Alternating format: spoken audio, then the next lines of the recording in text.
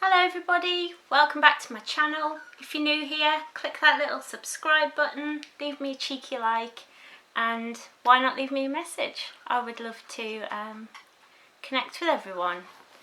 So today I want to talk about how I knew I was gay. I am somebody who lived a very sheltered life. When I was younger, I lived in a small town. I live there again now. It's a really small town in the middle of England, predominantly white, middle working class, that kind of demographic. And I have to admit that when I was younger, I didn't really know enough about sexuality, human sexuality, in that I didn't really understand how people knew that they were gay, how people knew they were straight, what the difference was, what all the different words were. I still get confused now. It's my age. But when I was a teenager, throughout my whole life, I always had crushes. My friends, I think nowadays there's that little girl crush. You say, oh, she's my girl crush. And that saying really confused me, because when I was a kid, I honestly thought everybody got crushes on women. And I thought I was straight. I thought I was straight all through university. And it wasn't till a TV show came on called The L Word. Me and my friends sat down to watch this, incredibly excited to watch a show about women's relationships within a gay community. If you haven't seen The L Word, that's what it's about. It's about this group of friends in Los Angeles. They all live they all have very different lives within that infrastructure. There's one girl that's bisexual, there's a girl that's like a bit of a player, there's a couple who are like madly in love, and there's a girl who's straight, and she moves into this community with her boyfriend, fiance, and starts an affair with this woman.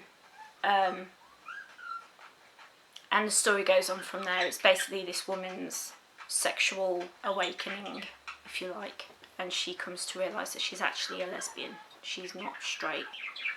I watched this show, and within the first 15 minutes of the show, I'd fallen in love with one of the characters, Shane, played by Kate Menig, who is one of my all-time favourite. She's just so gorgeous. But the way I felt about her, I was like, hold on a minute, this isn't just a crush. And I came to realise through the way that Jenny communicated with her friends that she already had before, that straight girls don't get crushes on their friends. Colour me shocked. I remember just sitting there being like, what? Because I honestly thought that, straight girls got crushes on people who are girls, and that was just the way it was. But it's not like that. That's not, if you're straight, you're straight.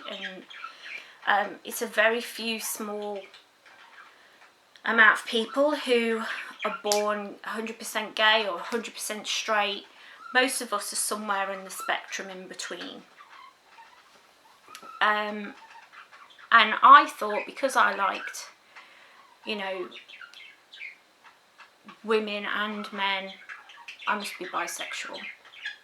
It was simple, I thought you were either gay, straight, or bisexual. That were your choices. That was it. So if I'm not straight and I'm not completely gay, then I must be bisexual. And it took me a long time. I've dated women, I've dated men, I'm now married to a man, But it wasn't until maybe like 2-3 years ago that I realised that I was not bisexual, that I am actually, well, I say pansexual or sexually fluid, because to me, who cares what's between that person's legs or what gender was assigned to them at birth? Who cares? Jamie Clayton is one of the most gorgeous women I've ever seen in my life. And she's transgender. She's beautiful and she's an incredible actress. I'm going to sneeze. Sorry about that. Yeah, she's not... What I've come to understand, and I could be wrong, is if you're transgender, you're not male and you're not female. You are a different gender. I don't know if it has a name. I was talking about this with one of my favourite YouTubers, Marissa LaRocca. I hope I said her name right. But we were talking, she's on her own journey at the moment, questioning gender and coming to lots of different conclusions about gender, and I've spoken to her a little bit about it, about how maybe there isn't a name for all the genders as yet. So why do we only have to choose between two? Being sexually fluid is something that's really hard to explain to people. People just don't get it. I remember trying to come out to one of my best friends and she was just like, well, doesn't everybody just fall for the person and not the gender? I'm like, no. No. Just no. Most people care whether they're a woman or a man, or it matters to them. I don't know. I think finding your way in this world, especially in the last, 20, 30 years, 40 years, has been difficult, because it's amazing that people's minds have opened, that laws have changed, that there's so much information out there, but that's partly the problem. Things have changed so fast. People are discovering who they are. They're being able to step out and try on different labels and see what fits. I think it can be hard to find who you are.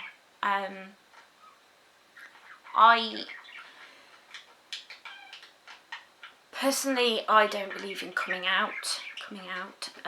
I think, you know, if I have to announce to you whether I'm gay or straight, you haven't been paying attention to me.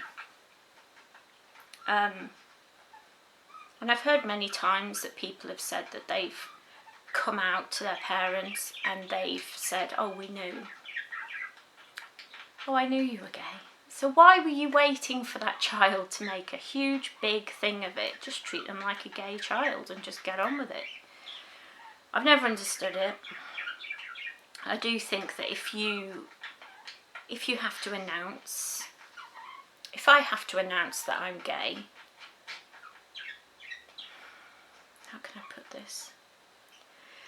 I don't agree that it's okay for everybody to assume that everybody else is straight until that person announces that they're not. I don't agree with that. I think you should just accept people for who they are. You shouldn't have to announce it. It should just be, pay attention to who people talk about, you know, who they look at, whatever. We all go on these different journeys, and I think, you know, having used the label of bisexual for a while, I know how badly people who are bisexual are treated. I hate that it's kind of a stopgap label while people kind of get to grips with who they are. I think we're too quick to judge ourselves and to put ourselves in a little box. be patient. You don't have to have all the answers by the age of 15. You don't have to know all the answers by the age of 55 or 70. You could come out when you're 92. It doesn't matter.